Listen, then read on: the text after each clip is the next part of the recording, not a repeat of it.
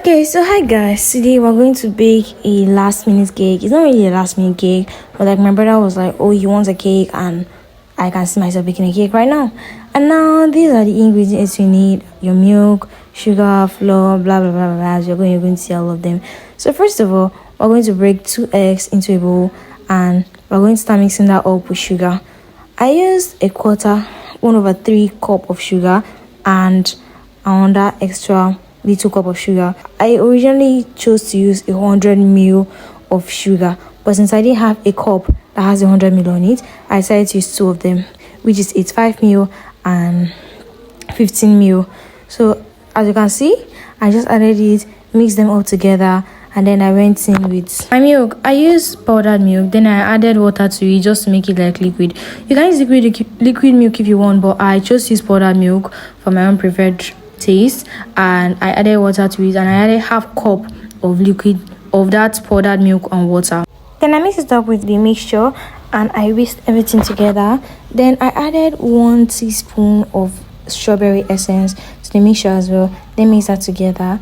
And for my flour, I went in with 1 cup of flour first, then mixed it. Then I went in with 1/3 cup of flour afterwards, which is 85 ml of flour after, just for that extra smoothness, like the extra thickness I'm looking for. Then I mixed everything together. I added 1 teaspoon of baking powder. I didn't add baking soda, just baking powder.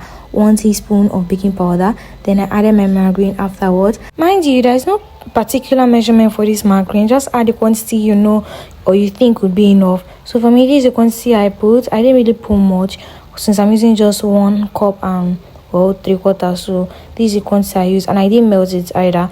You can melt yours if you want, but I didn't melt mine. I just added it directly into and mixed everything together. And I mixed everything together till they were so smooth and so creamy, and everything was looking so nice. Then I got my baking pan ready. And telling me, forgot that there wasn't any baking paper left at home, and I forgot to get some more. So I decided to use my flour, rub on the bottom so that what I'm baking will not burn. So this is me just spreading the flour all over, everywhere around the pan, so the cake won't burn. But you can substitute with groundnut oil if you want. You can use groundnut oil if you don't have extra flour for this, and if you don't want it to leave any stain at all or any mark at all, groundnut oil is the best. Then I put my mixture, that's my batter, into the pan, and you can see how smooth that is. It isn't completely smooth, but it's quite consistent, and it looks very beautiful to watch. And please make sure to beat your pan before baking, just be hitting it on the table, against the table, gently, to avoid your cake from pouring. And this is to release any air bubble that was trapped in the pan as we are pouring the batter into the pan. You can see on the screen that I'm just beating it gently against the table. Please just do this. Please make sure to do this, because if you don't, air bubbles can be trapped, and when you start baking it, the air bubble is going to make the cake look messy. And so as you can see from the surface, you can see the air bubbles that appear on the screen. These are what we're trying to prevent from being inside the cake. After which, I got my oven on. For this, I'm not going to give a recommendation. Just bake at the amount you know is not going to burn your cake, and it's not going to be too slow. For me, I use 210. Some people will go lower, some people go higher. But for me, that I just used 210, 210 degree. I started my oven and waited for it to heat up for a while. And when it was not heating up, I just went ahead to add in my cake. And there is a particular trick I learned from a friend. She taught me that before you bake, you pour a little water into a pan and keep below the cake or below whatever it is you're baking to trap moisture in the oven, because sometimes the oven dries out the moisture. Mind you, this is completely optional. You can choose not to do this. I'm just doing this because I'm used to doing it. Well, that's my own way.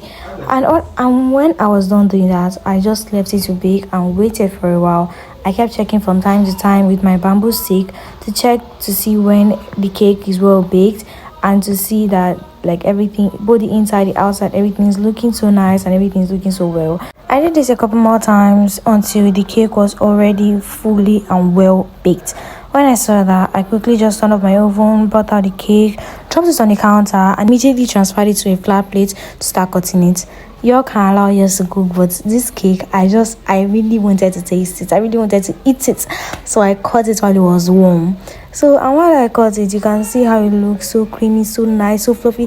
Like this is my first time actually trying this particular recipe. The way I usually make my cake before, it doesn't really look like that, but this recipe, like this one, beats it, and you can't tell. Anyways, that's all for baking with Meso today. See you guys in the next video. And as I said, I let this cool down for a while, and when it cooled down, I immediately just cut it for everyone. And guy, when I said that the cake did not last, the cake didn't even last for up to an hour. It finished, and now I'm ready to go and bake another one.